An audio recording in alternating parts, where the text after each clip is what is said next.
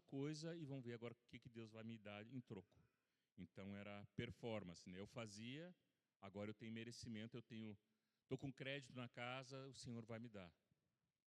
E isso muitas vezes eu fiz, muitas vezes eu realizei coisas para o Senhor com esse sentimento, embora às vezes eu dizia não, eu sei que Deus é bom e que tudo é por misericórdia, mas muitas vezes era numa expectativa de fazer coisas para Deus para poder depois receber alguma recompensa.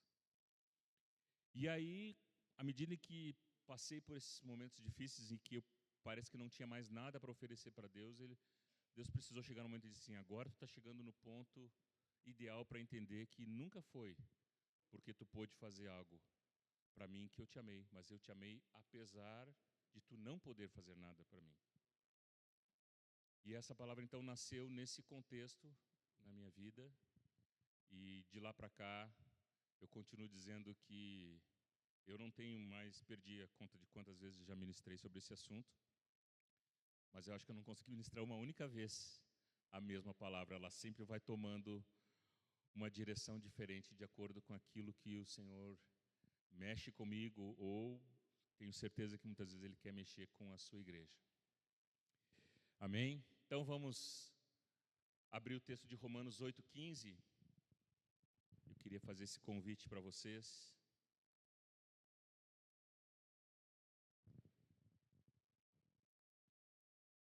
Primeira coisa que nós temos que ter em mente aqui é que Paulo, ao escrever a carta aos Romanos, ele está destinando uma carta para uma igreja que estava dentro de um contexto social.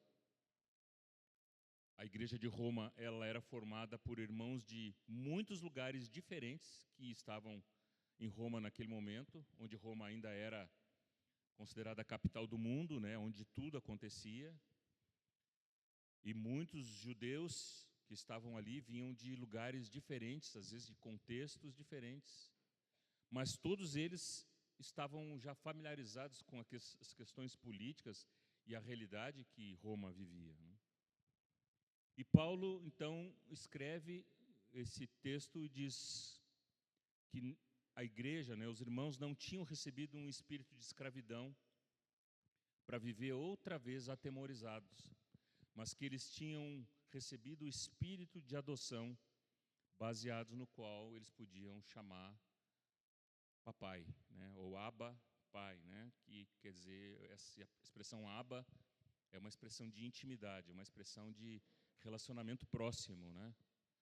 Não é um pedido de autorização para chamar Deus de pai, mas é uma liberdade de chamar Deus de pai. Então Paulo dirige a Roma, aos irmãos de Roma, essa declaração: meus amados irmãos, vocês não precisam viver mais atemorizados, porque vocês não receberam um espírito de escravidão, mas vocês foram adotados. E aí, quando nós falamos sobre a adoção, nós vamos entender que cada um de nós carrega uma história. A nossa história familiar, a nossa história do próprio entendimento de vida de igreja. Eu não sei vocês, mas eu vim de uma denominação aos meus 12 anos de idade quando me converti, e devo muito aos irmãos, porque foi lá que eu conheci Jesus, lá eu tive a minha experiência de ser batizado no Espírito Santo. E aos 18 anos foi que eu comecei a ter um contato, então, com uma visão mais ampla do Evangelho, entendendo o que era realmente o Evangelho do Reino. Mas até ali, tudo que eu entendia de Reino de Deus era aquilo que eu tinha experimentado desde a minha infância. E, por consequência, essa bagagem, eu não tive uma amnésia, né? Quando eu recebi o Evangelho do Reino, eu não esqueci de tudo que eu tinha de bagagem. Eu recebi, aquilo estava junto comigo, fazia parte da minha história, né? E isso provavelmente foi uma das razões que gerou em mim uma sensação de que Deus... Eu lembro até hoje que na minha adolescência, uma cena... Agora eu acho engraçado, mas na época para mim era aterrorizante, né? Quando nós tínhamos ceia na congregação onde eu estava, e eu estava me sentindo culpado por alguma coisa que eu não estava vivendo de acordo com o Evangelho, não foi uma nem duas, mas algumas vezes durante a hora de servir a ceia, eu ia no banheiro da congregação, esperava servir a ceia e voltava depois, para ver se eu escapava de ter que tomar ceia, porque eu me sentia condenado. Olha só que tipo de relacionamento eu tinha com Deus e que tipo de percepção, né? Aquele medo, né? Quando eu ouvi pela primeira vez que o texto diz: examine-se, pois, o homem a si mesmo, e assim coma. O texto está dizendo que é para comer, não é para não comer. Mas eu, de alguma maneira, li assim: examine-se, pois, o homem a si mesmo, se sinta culpado e fuja da situação. Era isso que eu entendia, né? E faltava, né, ensino, faltava clareza para mim, e assim eu vivi durante muito tempo. E carreguei isso, né, no meu relacionamento com Deus. Então, certamente aqui, né, nós temos diferentes entendimentos da tua base, da tua história de conversão, e algumas dessas coisas talvez até você nem perceba o quanto elas ainda estão presentes na sua vida. E a pergunta que nós precisamos nos responder, né, e que nós não devemos nos apressar para responder essa pergunta, né, é: quem é esse Pai? Quando nós falamos, não, Deus é Pai, né? Às vezes a gente até faz um exercício de respirar fundo e dizer, meu Pai. E às vezes na cabeça, né, vem uma série de pensamentos, né, sobre essa paternidade de Deus, sobre quem é Deus para mim, né? E muitas vezes ela está associada à nossa imagem do nosso Pai terreno.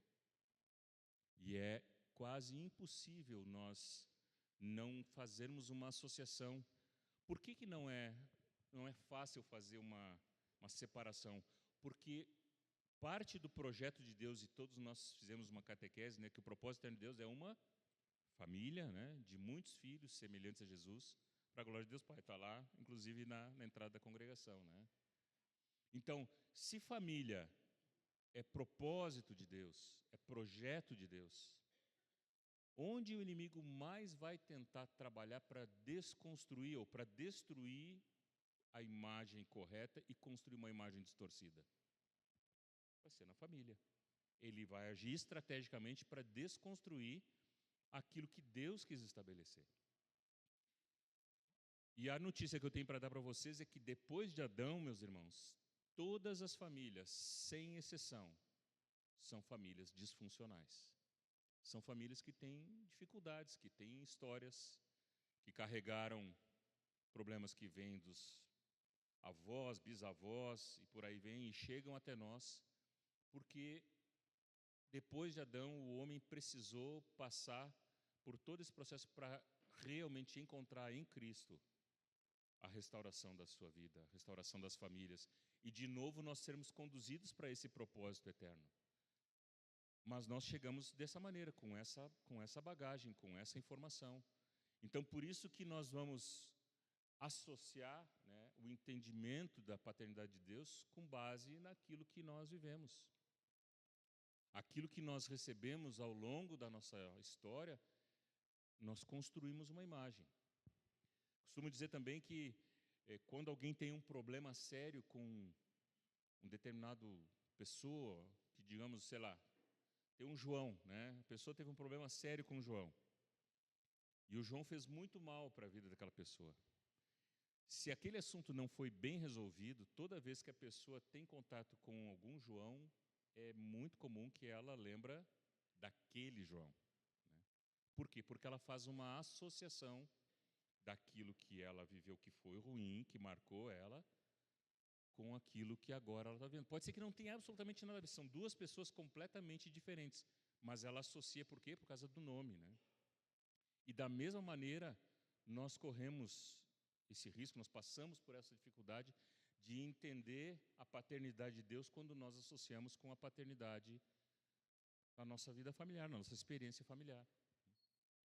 Então, a pergunta que nós precisamos primeiro saber: quem nós somos e quem é Deus para mim? Quem Ele é para mim?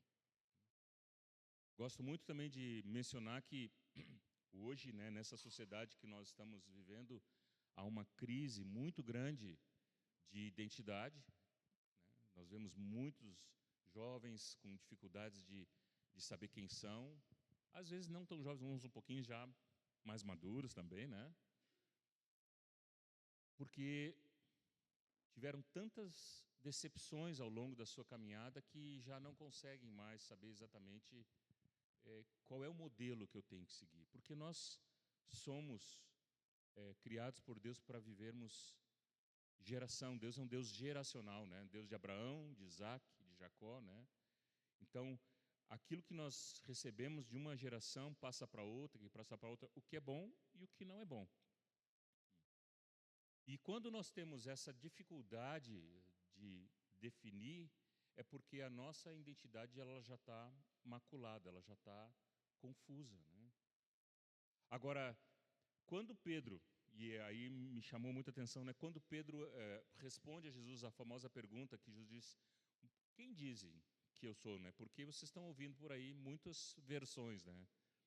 Uns dizem que tu é profeta, outros dizem que tu é um revolucionário, né? Mas vocês, quem dizem que eu sou? E aí Pedro responde: tu és o Cristo, o Filho do Deus vivo. A partir do momento em que Pedro teve esta revelação, e foi uma revelação que ele teve, e Jesus diz: bem-aventurado és Pedro, porque não foi carne nem sangue que te revelou, né? Também eu te digo que tu és Pedro. Então, quanto mais clareza nós temos de quem Deus é, mais clareza nós temos de quem nós somos para Ele. E se essa geração que nós vemos à nossa volta, nessa sociedade hoje, tem tanta dificuldade de saber quem é porque já perdeu a perspectiva de quem Deus é para ela. Ou, né, muitos que já são aborrecidos de Deus, não querem saber nada a respeito de Deus, não conseguem mais se encontrar, não conseguem mais se achar. Então, nós que somos nascidos de novo, nós que temos uma experiência com o Senhor, precisamos ter cada vez mais claro no nosso coração quem Deus é para nós, porque quanto mais isso for claro para nós, mais nós sabemos quem nós somos. E quanto mais nós sabemos quem nós somos, nós vamos desfrutar desse relacionamento de Deus, né, como nosso Pai e nós como filhos. Agora, é interessante que a nossa compreensão a respeito de Deus, né, passa então por esses filtros, né? E eu dou o exemplo do óculos, falei já com alguns irmãos. Se eu colocar um óculos de cor verde aqui dentro desse salão, principalmente essa hora agora, eu vou passar a enxergar todos vocês mais ou menos meio verdes, na verdade? Porque os meus olhos vão passar por aquela lente verde e eu vou enxergar vocês por aquela cor, né? Quando nós temos uma dificuldade de ver Deus como Pai, nós vamos ter pensamentos equivocados a respeito dele. E o meu caso, os meus pensamentos a respeito da paternidade de Deus, muitas vezes era assim: Deus é Pai, mas se eu errar, certamente eu vou ser punido pelo meu erro. Pelo menos lá no Sul a gente tem, às vezes, um ditado dos antigos, já não tão antigos, né? Isso às vezes denuncia a idade da gente, né? Mas que diz assim: Deus não mata, mas Deus não mata, mas castiga, né? Isso é só um ditado popular, né? Só que esse ditado, muitas vezes, ele tem um fundo de uma doutrinação, uma catequese que a gente fez desde pequeno, às vezes vê os avós, vê os pais dizendo: Deus não mata, mas castiga, né? É uma visão de Deus que nós recebemos, né? Então, os meus sentimentos e as minhas emoções, eles estão fundamentados nisso, de que, como Deus, de repente, está ali para me punir por alguma coisa que eu venha errar, eu tenho medo, eu me relaciono com Ele na base do medo, e eu tenho até, às vezes, um receio de que daqui a pouco eu vou falhar e aí não tem mais volta. Então, é uma sensação de desesperança, né? E a minha atitude, lembra que nós somos muito afetados pela maneira como pensamos, nós vamos falar disso um pouco mais adiante depois.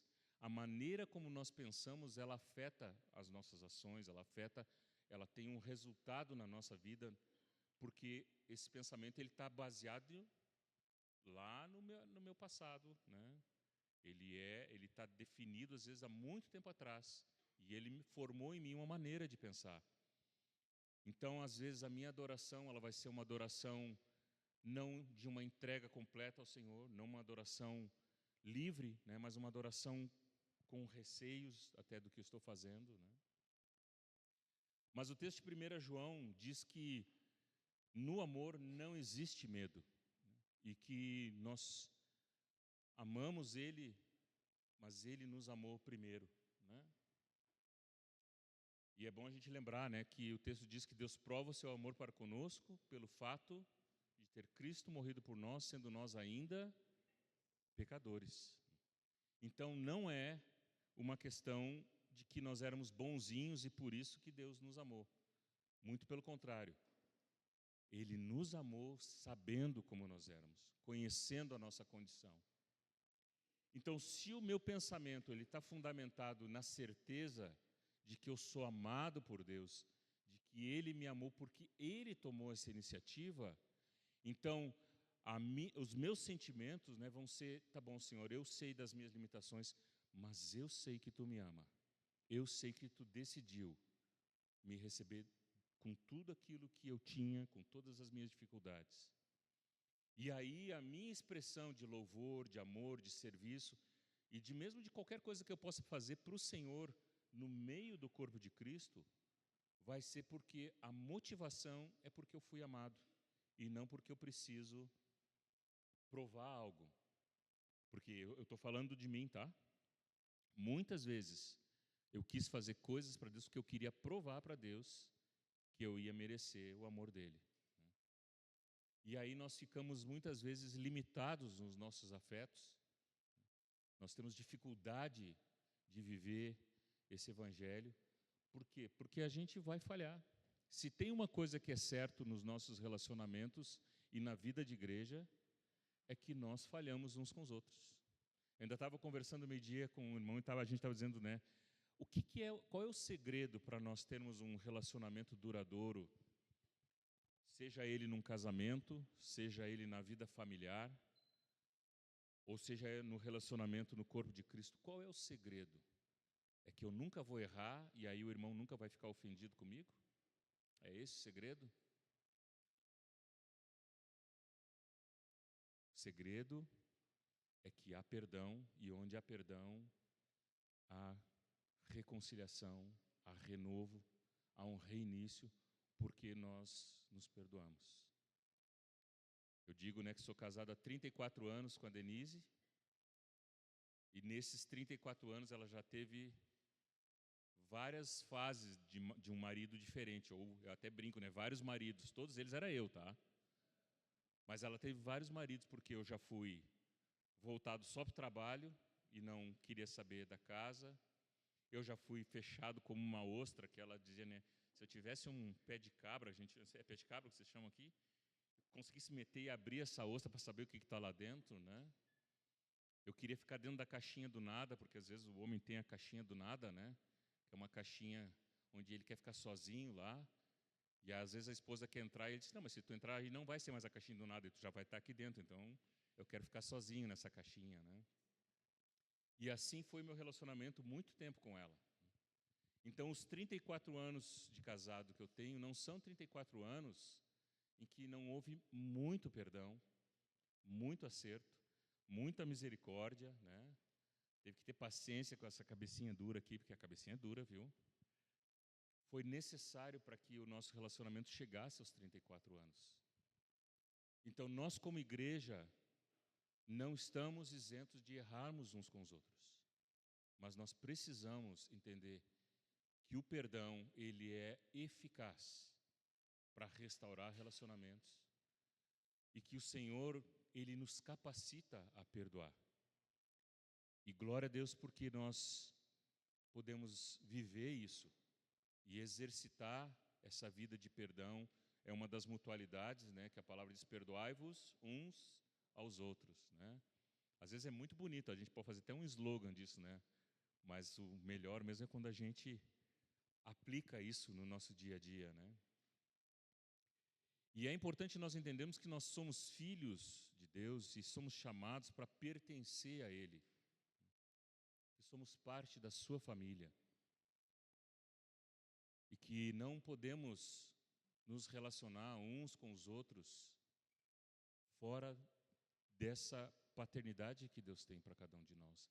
Não podemos nos relacionar com os outros colocando limites. Não, eu vou me relacionar, mas se o irmão falhar comigo, se alguém falhar comigo, vou botar um X nas costas e a partir dali eu perdoo, mas não esqueço. Vai ficar marcado no meu caderninho, né? Nós temos que rasgar os caderninhos e queimar eles, meus queridos.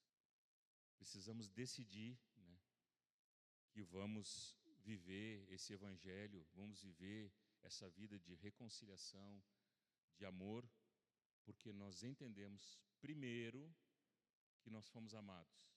Porque eu só posso amar e eu só posso perdoar na mesma medida em que eu entendo que eu fui amado e que eu fui perdoado.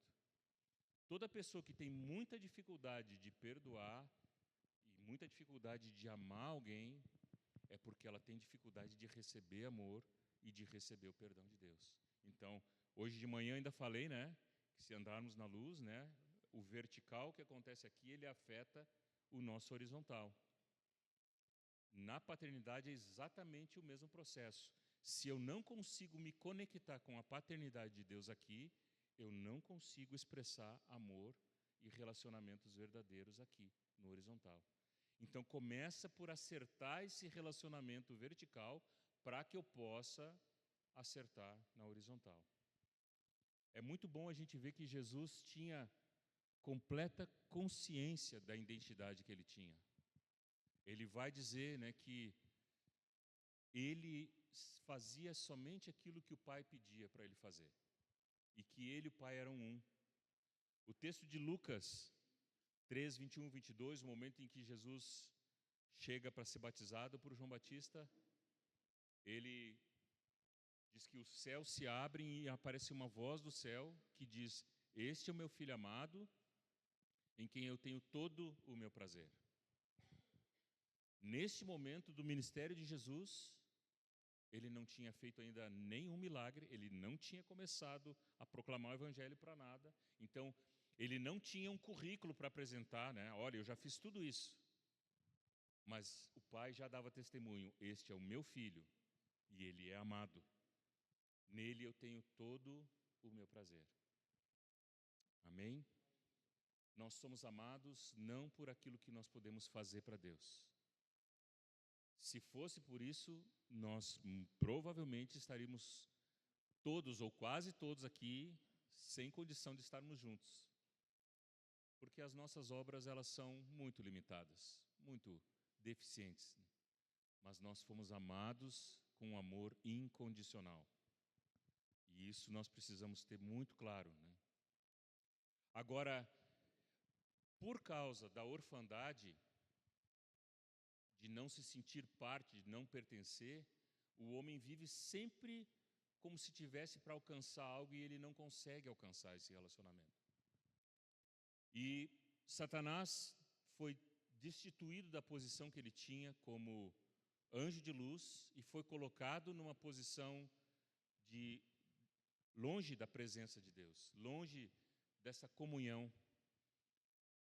E ele procura hoje trabalhar arduamente para colocar o mesmo espírito de orfandade que está nele, ele quer colocar em cada um de nós, para que nós vivamos sempre nessa sensação de que nós não pertencemos, de que nós não temos.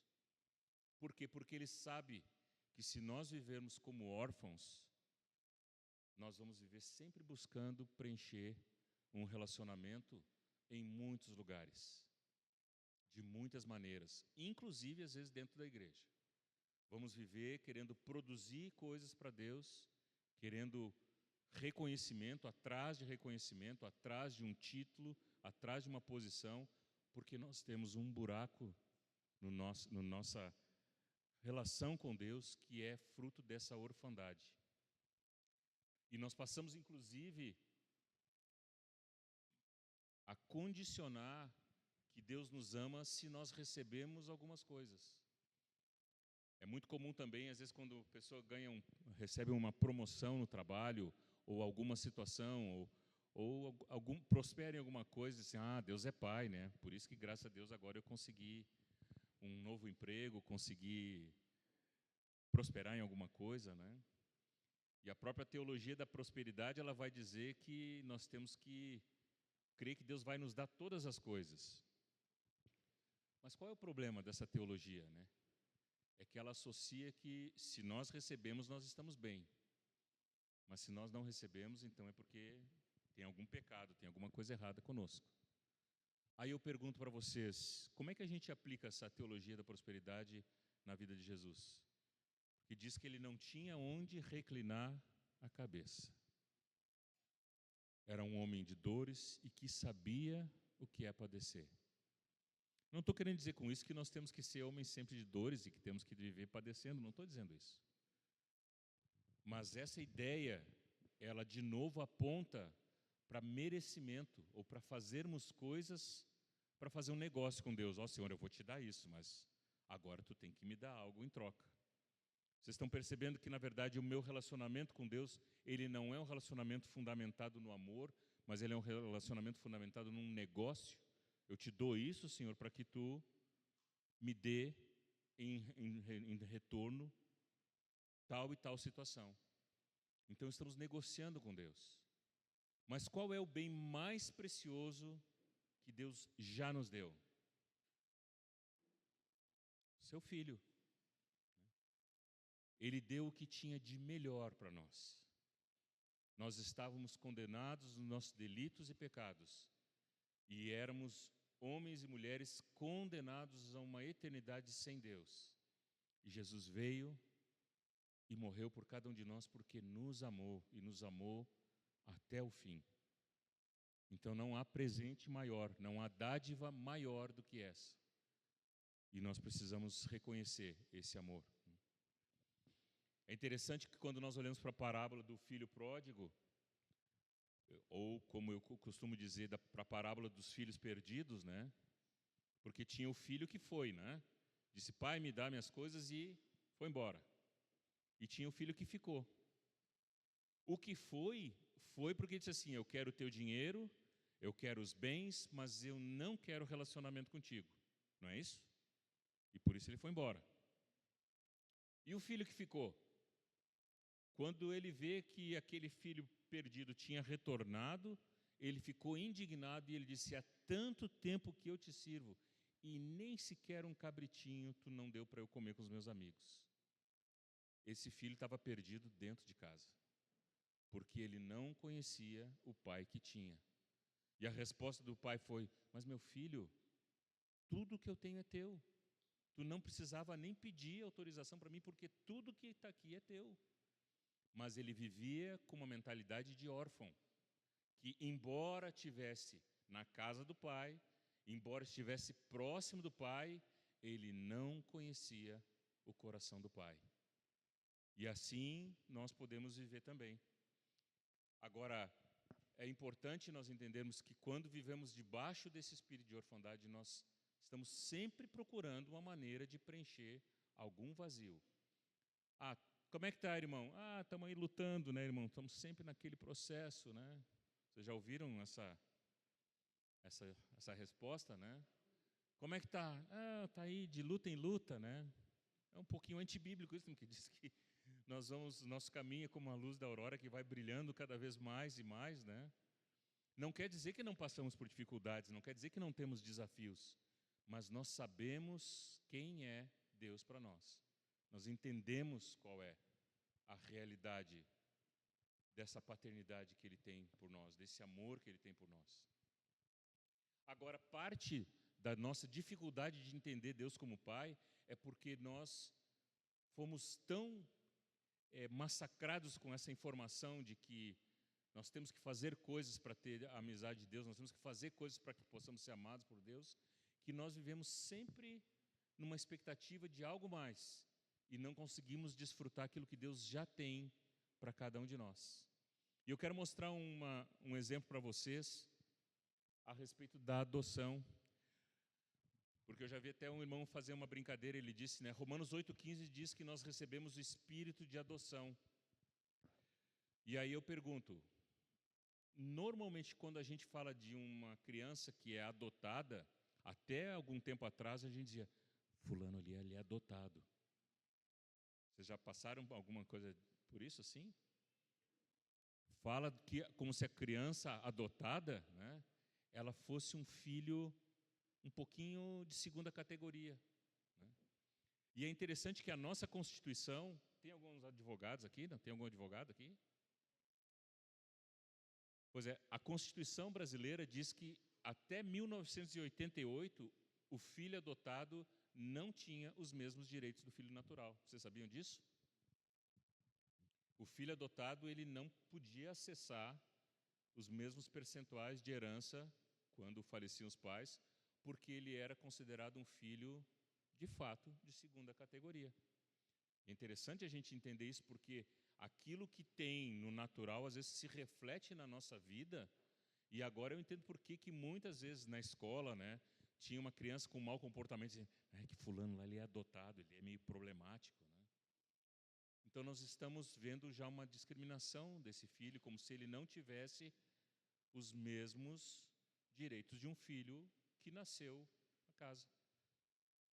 E aí Paulo, para piorar a situação, ele disse que nós recebemos o espírito de adoção. Agora complicou de vez, né? Eu já sei que o filho adotado é um filho mais ou menos assim, e Paulo está dizendo que eu recebi o espírito de adoção. E aí, como é que fica isso, né? Então é importante nós entendermos, e eu queria agora trazer para vocês algo que foi muito especial quando eu comecei a investir mais nessa questão de entender o contexto, né, com que Paulo escreve que nós recebemos o espírito de adoção. E esse processo, naquela época da cultura de Roma, e Paulo sabia bem por que ele estava escrevendo isso, né? Era um contexto já que Roma e o Império Romano já começava a sofrer um declínio, né? Jesus já tinha vindo e Roma já começava a declinar como império, já havia muitos levantes de homens que se levantavam e tiravam parte do Império Romano, começou a fracionar o Império Romano, né? E os interesses políticos, econômicos, eles estavam maiores do que os interesses de paternidade, de amor e de vida em família. E eu creio que grande parte, né, do fato de ter acelerado o declínio do Império Romano foi o fato de que as famílias começaram a se deteriorar. Olha que interessante quando a gente olha para a nossa sociedade de hoje, o que é que mais tem acontecido com a família? Não é um levante do diabo para realmente destruir a família? Para desconstruir, inclusive, a gente hoje, até para dizer o que é família, tu tem que cuidar, porque tem lugares que vai dizer, não, o que tu está dizendo não é verdade.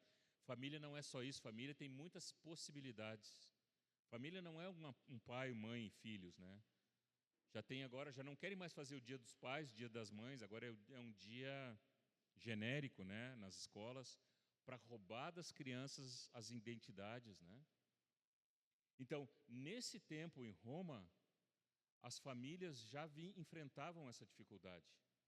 Muitos pais, vocês sabem que a nosso país aqui, durante muito tempo, quando houve a colonização aqui, que vieram as colônias italianas, os alemães, o povo que veio, eu estou falando lá do sul, principalmente, que tem muito alemão e italiano, né, vinham e a força de trabalho eram os próprios filhos. Então, a família, meu pai, por exemplo, é de uma família de 12 filhos. Minha mãe, de uma família de 14 filhos. Eu tinha 26 dos dois lados. Tinha gente que eu não sabia nem o nome, não sabia nem com quem me relacionar, de tanto tio que eu tinha. Mas isso era muito comum na época. E no caso do Império Romano, isso ainda era mais acentuado, ainda porque os homens tinham as terras que recebiam, às vezes para cultivar e recebiam posses. Aquela posse dava para ele um status social. Então, quanto mais terras, mais status ele tinha. E ele tinha os filhos que ele queria depois deixar como herdeiros, que iam continuar mantendo aquelas terras, né? E quando Paulo fala sobre a adoção, ele está falando sobre um aspecto cultural importante daquela época. Nem todo filho que nascia em uma família, naquela época, era necessariamente considerado filho. E isso está registrado da história de Roma. Por que não era considerado filho? Porque dependia se ele ia atender as expectativas ou não do pai. Eu quero fazer aqui uma ilustração. Tinha uma cerimônia daquela época que se chamava Dias de Consagração.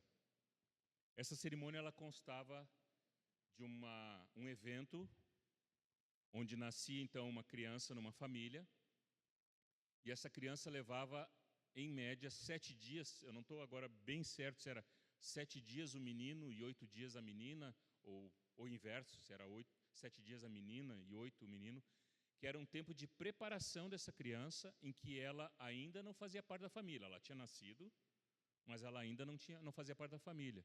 Eu não sei se o pai estava ali de olho para ver se ele ia vingar, se não ia vingar, se ia realmente... Mas ele não era parte da família ainda.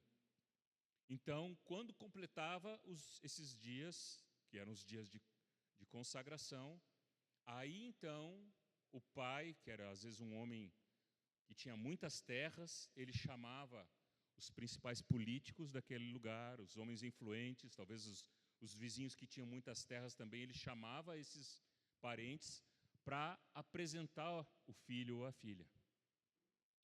E aí, então, a celebração, esse momento, ele acontecia num salão. Vamos imaginar que pudesse ser um salão como esse, e vocês são todos os convidados para o dia da consagração. Aí vou pedir para a minha assistente aqui entrar agora com o bebê aqui.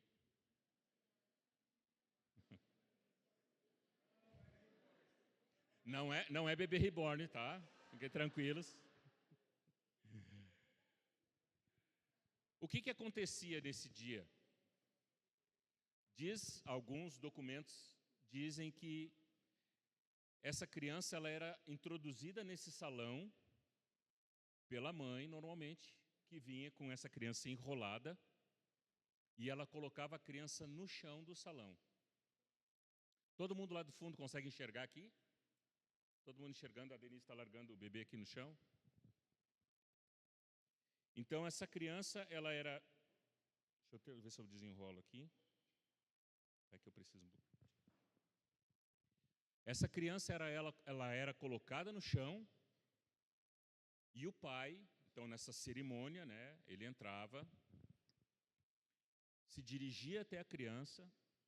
Dizem alguns relatos, pode haver diferença de um registro ou outro, mas que esse pai, ele abria os paninhos que estavam em volta da criança, examinava a criança, examinava os braços, se os olhos estavam no lugar mesmo, se tinha uma aparência de ser uma criança saudável, se era parecida com ele, porque às vezes havia desconfiança da fidelidade, né? E então, quando ele fazia essa avaliação, ele tomava a criança... Aqui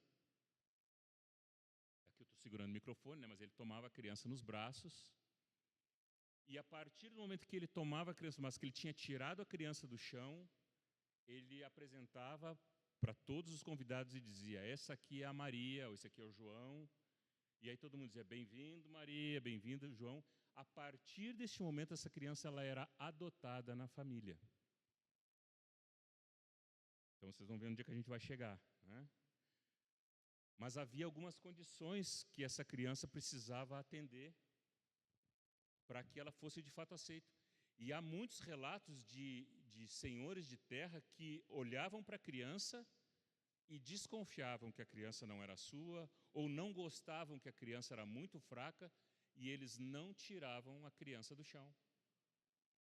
E quando eles não tiravam a criança do chão, significava que aquela criança ela poderia até continuar na fazenda, ela poderia continuar morando lá naquele lugar, mas ela ia morar em outra casa, de repente na casa de alguns escravos, de alguns servos, mas ela não ia ter direito a ser chamado de filho.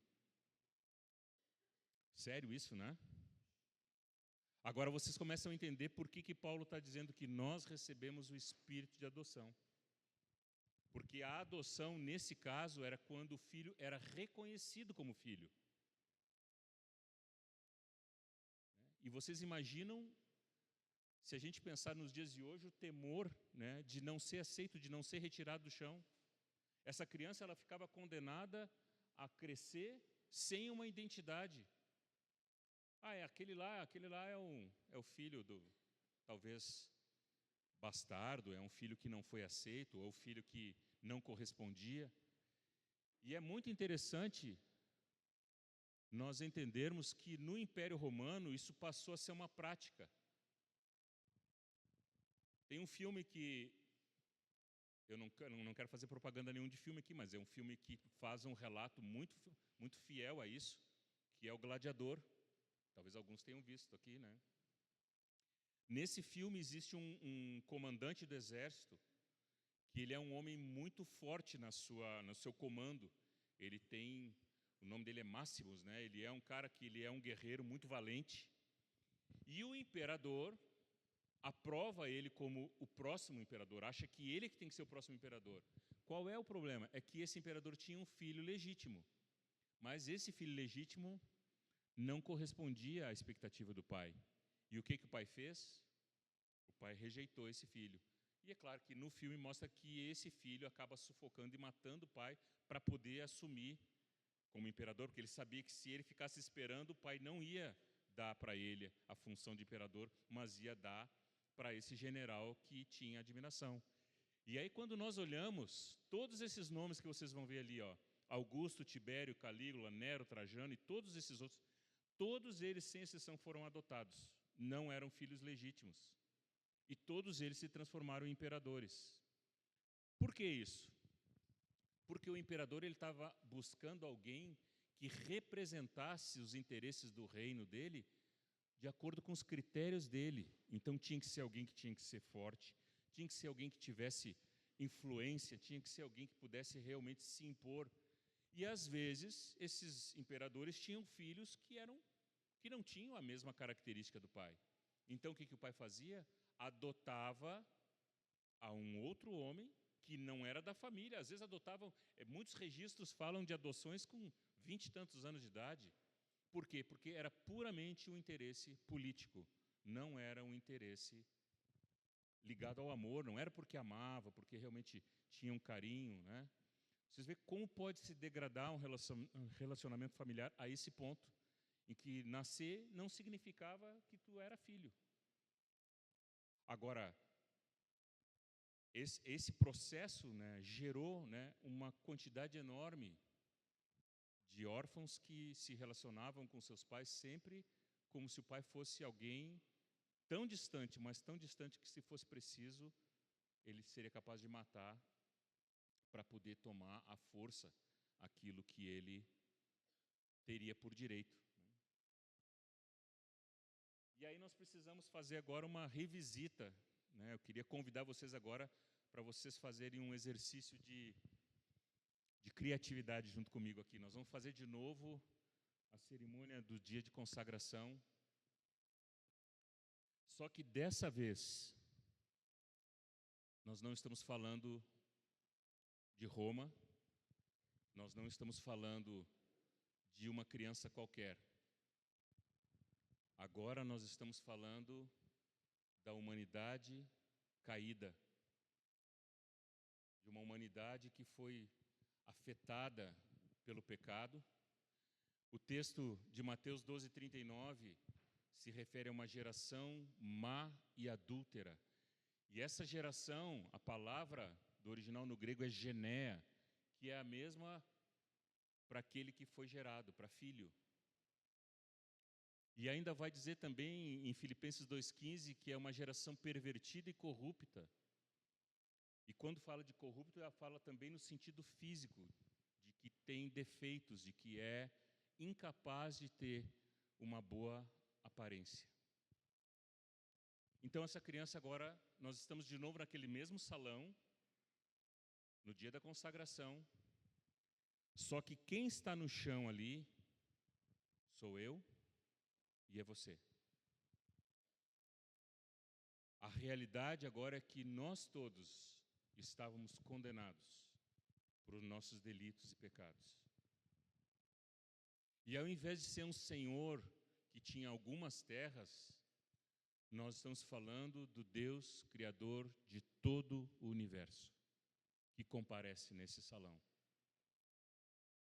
E ali é o dia decisivo para cada um de nós. Será que nós vamos ser tirados do chão ou será que nós vamos ser mantidos no chão?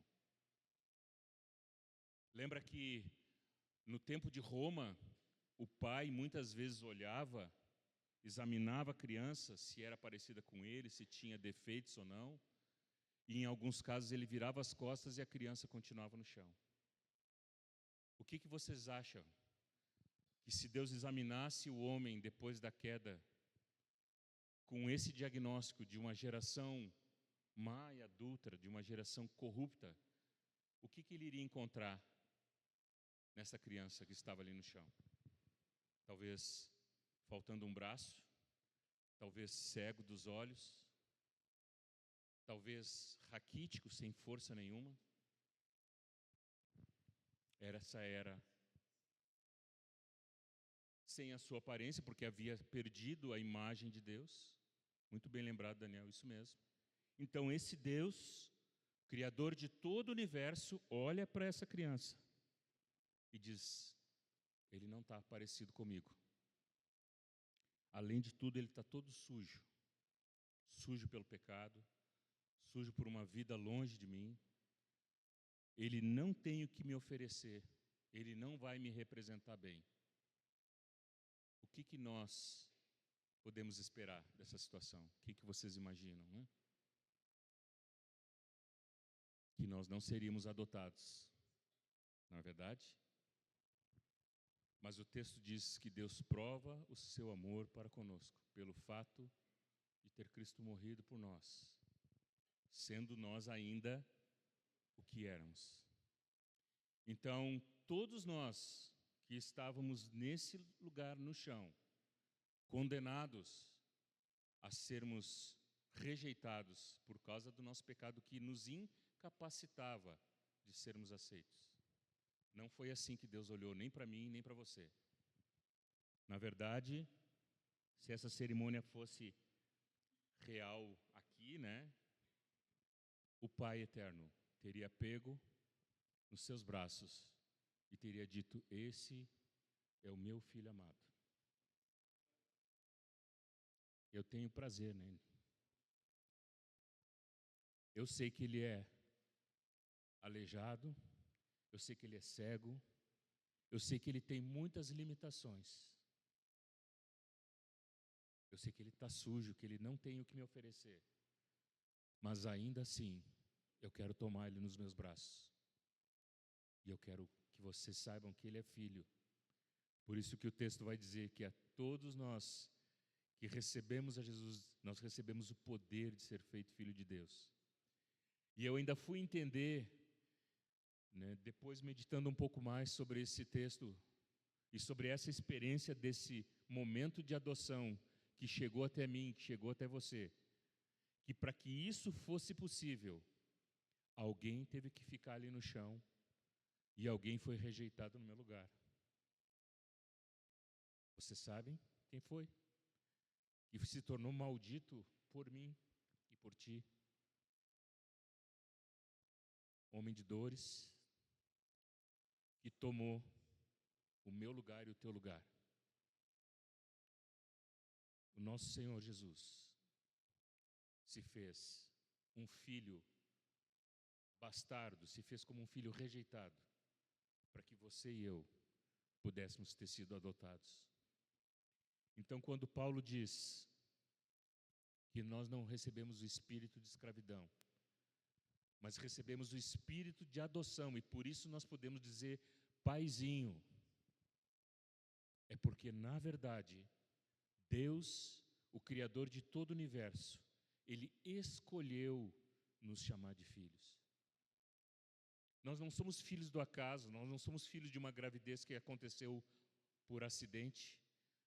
Se tem alguém aqui que sofreu com uma história familiar, quem sabe você foi gerado num momento inapropriado, quem sabe você foi gerado e nunca foi aceito pelo teu pai, pela tua mãe.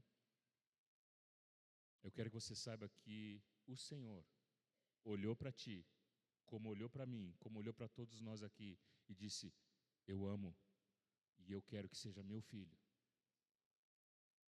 Eu amo a tal ponto de dar o meu filho unigênito para que ele passe a ser o primogênito, e todos eles vão ser meus filhos. Todos eles vão poder desfrutar desse relacionamento com o Abba. E nós vamos poder chamar, nós vamos ter a ousadia de chamar Deus de paizinho querido. Você já pensou nisso? O Criador de todo o universo, aquele que com a sua palavra trouxe à existência tudo o que existe, Ele nos permite chamar Ele de paizinho. E Ele nos chama de filhos e filhos amados. Não é pouca coisa, meus irmãos. Nós precisamos ter os nossos olhos abertos para entender que essa paternidade de Deus nunca foi porque nós tínhamos coisas para oferecer para Deus. Nunca foi porque nós éramos bons, porque nós tínhamos feito um bom serviço, porque nós tínhamos uma aparência para mostrar para Ele. Nunca foi por isso. Se naquela época tudo era política e interesses econômicos, e por isso a sociedade chegou naquele ponto e hoje de novo caminha para uma desconstrução da família, Deus continua nos chamando de filhos e dizendo que nós somos parte desta família que Ele está edificando por toda parte. Então nós precisamos ter o nosso coração renovado nesse momento por essa verdade. Não importa a tua história, não importa o quanto tu tenha passado por lutas, não importa que hoje você chegou até aqui e tem ainda conflitos na tua vida. Esse encontro que nós estamos tendo aqui na chácara de cura interior, ele não é um confronto com o teu passado, não é para te desqualificar, não é para te dizer que tu errou e que tu é rejeitado, muito pelo contrário. Nós precisamos entender que o que Deus está fazendo é nos chamando mais para perto, é nos afirmando que nós somos amados por Ele, que Ele realmente decidiu nos chamar de filhos, e que precisa cessar, uma vez por todas, essa ideia de que nós precisamos produzir para Ele, para então sermos aceitos. Eu só vou ser aceito para Deus se eu conseguir produzir bastante. Há uma diferença muito grande em fazer algo porque ama ou fazer algo porque eu quero ser amado. E eu creio que o que Deus está querendo mexer conosco como igreja é que a motivação do nosso serviço ao Senhor, a motivação com que nós nos relacionamos uns com os outros, é primeiro porque nós fomos amados e nós já fomos aceitos. E aí, porque nós entendemos que fomos amados e aceitos, nós podemos também amar os nossos irmãos, aceitar eles, porque o mesmo amor que Ele teve por mim, Ele teve por cada um de nós. Amém? O Senhor precisa encontrar em nós esse coração que crê nesta verdade. Ele afirma na sua palavra que Ele nos atraiu, que com amor eterno Ele nos chamou para Ele. E todo sentimento que existe em nós de rejeição, de que eu não dou conta de agradar a Deus, de que eu não vou ser aprovado por Ele, precisa ficar aqui. Nós precisamos deixar diante do Senhor. Hoje é um dia de edificarmos um altar diante do Senhor e dizer: Senhor, eu quero reconhecer o Teu amor por mim. E que a decisão de adotar foi Tu que tomou. E nada tem a ver com a adoção do mundo, nada tem a ver com um filho de segunda categoria, com um filho, um filho mais ou menos. Não, Senhor, Tu decidiu me fazer de mim parte da Tua família. Tu decidiu que eu seria amado por Ti. e tu não volta atrás na tua decisão. Amém? Vamos ficar em pé.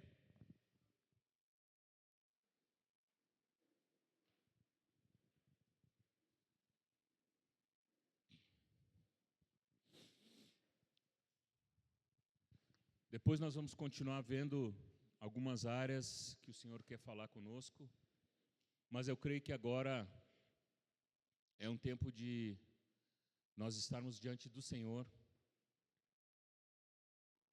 para recebermos uma palavra específica para o coração de cada um de nós. A paternidade não pode ser uma teoria.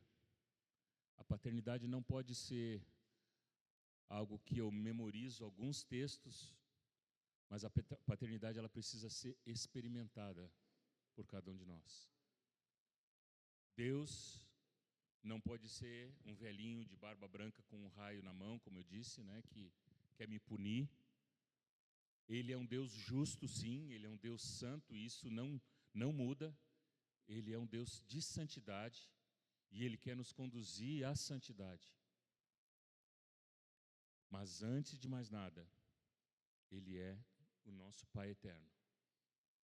E nós precisamos reconhecer esse amor que Ele tem por cada um de nós. E o desejo dEle é que a gente se achegue a Ele. Porque Ele já disse que aquele que vem até Ele de maneira nenhuma, Ele lança fora. Se nós nos achegamos diante do Senhor, diz: Senhor, eu preciso do Teu abraço. Senhor, eu preciso Te ver como um Deus amoroso e não como um Deus que pune. Eu preciso Te ver, Senhor, como um Deus que me amou incondicionalmente. Tu não estabeleceu alguns critérios para me amar. Eu vou te amar se tu fizer isso, isso, isso, aí eu vou te amar. Mas tu já decidiu me amar antes mesmo de eu querer te amar. Eu estava longe de ti, eu estava perdido nesse mundo, e tu já tinha decidido que tu ia me amar. Porque tudo que nós podemos construir a partir de agora, tudo que nós podemos falar sobre áreas da vida em que Deus quer limpar, você vai ter esse alicerce. Deus me ama e Ele não está me mandando embora. Deus me ama e Ele não veio aqui para me reprovar. Ele quer me limpar para que eu seja cada vez mais livre para servir a Ele e para me relacionar com Ele. Amém? Queria te convidar para que tu tivesse esse tempo agora de uma conversa com o teu pai. Que tu pudesse fazer uma oração sincera para o Senhor. Não olha para o teu vizinho do lado, nem mesmo o esposo ou a esposa, nesse momento é algo muito pessoal, porque Deus é um Deus pessoal. Ele quer lidar com cada um de nós individualmente. Mas eu quero te convidar a fazer uma oração ao Senhor, dizendo: Senhor, eu preciso te ver como meu Pai em todas as situações. Eu preciso, Senhor, receber o teu abraço. Eu preciso lembrar, Senhor, que tu me tirou de um lamaçal de pecado, que tu olhou para mim e tu viu todos os meus defeitos. E mesmo assim, tu decidiu que tu ia me amar e ia me adotar como teu filho.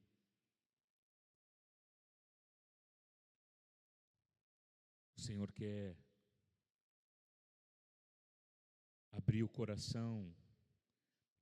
Volto a repetir nessa visão que o André teve de um coração que se abria e que envolvia toda a igreja.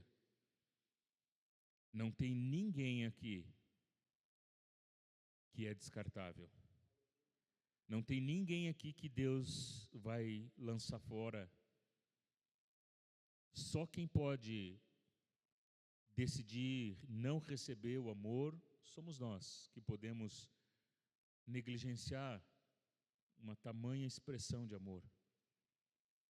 Mas o Senhor, Ele hoje chama cada um aqui, nome por nome, independente da tua história familiar, independente daquilo que tu viveu com os teus pais, talvez com os líderes, talvez com pessoas importantes na tua vida que já te decepcionaram.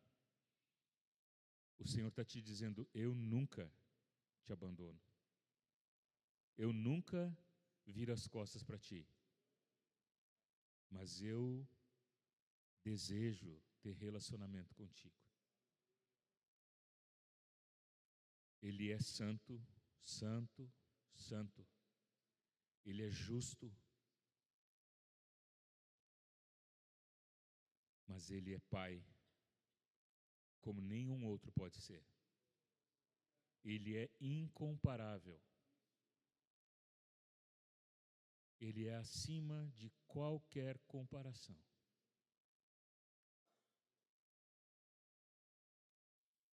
Senhor, nós clamamos a Ti neste momento. Que o Teu Espírito Santo, que é o Paráclito, aquele que está sempre ao nosso lado, possa falar fortemente ao nosso coração o quanto Tu deseja te relacionar conosco, o quanto Tu nos amas, Senhor, e que em Ti não há distinção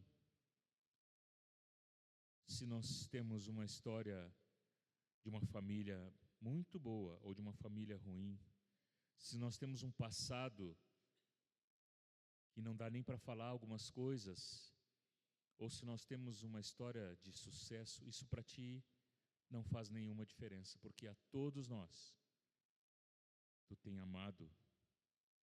E na verdade, tudo aquilo que a gente tem para oferecer não serve, Senhor. Aquilo que nós poderíamos Te dar nosso, nada disso serve, Senhor.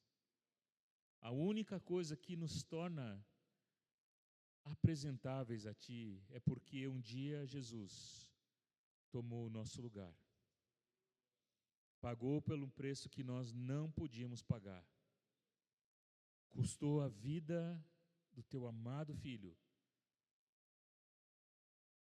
e hoje nós podemos ser chamados também de filhos. Traz revelação, Senhor, ao coração de cada um de nós. Nos perdoa porque tantas vezes nós queremos produzir coisas para Te agradar, Senhor.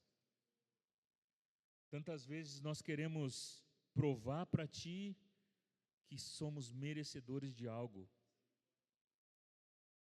Oh, Senhor, abre nossos olhos e nos faz ver que toda a iniciativa, que toda a bondade, ela partiu de Ti, Senhor, e não de nós, Senhor. Por favor, Senhor. Por favor, Senhor.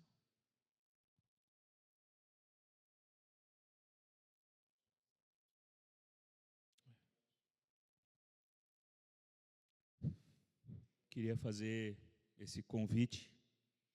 Quem sabe para alguns aqui essa palavra ainda é uma palavra difícil de entender, né? Como é que pode Deus olhar para o meu passado, para a minha história, e mesmo assim ter decidido me adotar, ter decidido me chamar de filho? Eu falei aqui que nós precisamos ter um altar. Os altares que estão registrados nas Escrituras sempre foram momentos em que homens tiveram um encontro com Deus.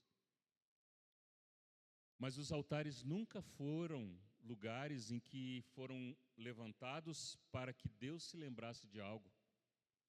Mas os altares eram para que os homens lembrassem que ali eles tiveram um encontro com Deus. Deus não tem problema de memória, né? Parece que às vezes nós é que temos um problema sério com a nossa memória. Nos esquecemos de tudo que Ele já fez por nós.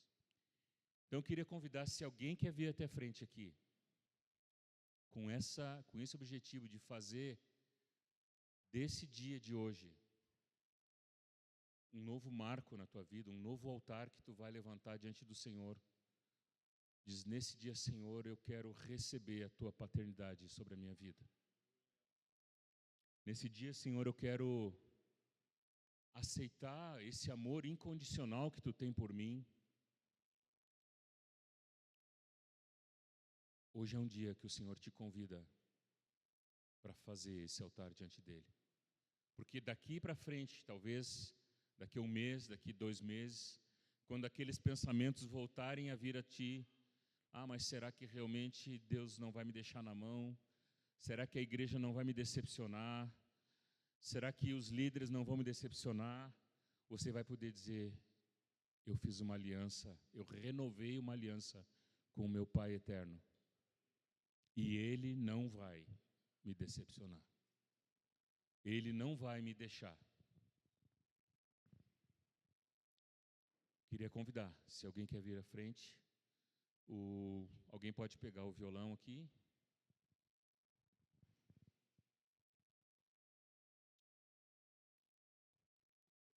A minha intenção não é constranger ninguém, muito menos fazer um apelo emotivo, mas eu queria muito que vocês gravassem esse dia na vida de vocês. Hoje é como se realmente você tivesse sido levantado do chão. E você está sendo abraçado pelo Senhor. E Ele está dizendo: é meu filho amado. Você faz parte da família de Deus. Então você vem e diz: Senhor, eu renovo a minha aliança contigo, Senhor. Eu recebo o teu abraço de amor, Senhor. Eu recebo o teu carinho. Recebo, Senhor, o teu amor. Para que fique também registrado, toda vez que o inimigo tentar dizer: tu não é bom, tu não consegue, tu não faz, tu vai dizer assim: eu tenho um pai que me acolheu.